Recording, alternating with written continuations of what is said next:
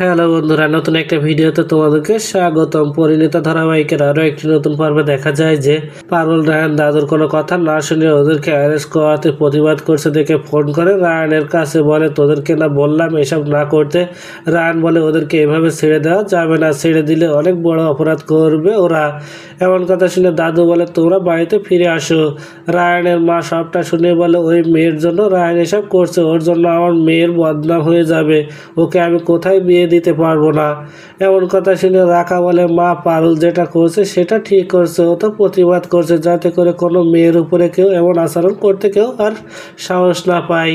এদিকে পারুল রায়নদের প্রতিবাদের কারণে বড় পুলিশ অফিসার সেখানে আসে, আর যে সবটা শুনে থানার বড়বাবুকে সাবধান করে দিয়ে ওদেরকে অ্যারেস্ট করতে বলে যেন কোনোভাবে কেউ ছাড়া না পায়।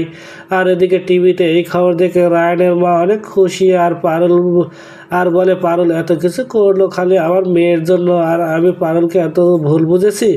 এদিকে রায়ন পারুল বাড়িতে ফিরছে, আর পারুল এই প্রথম ছেলের বউয়ের মর্যাদা দিয়েছে, বুকে টেনে নেয় আর বলে মা তুই আমাকে ক্ষমা করে দে, এতদিন আমি তোকে ভুল বুঝে এসেছি।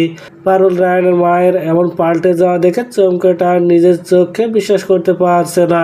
তো বন্ধুরা, কি ঘটতে চলেছে গল্পে এবার জানতে হলে আমাদের সাথেই থাকুন। ধন্যবাদ।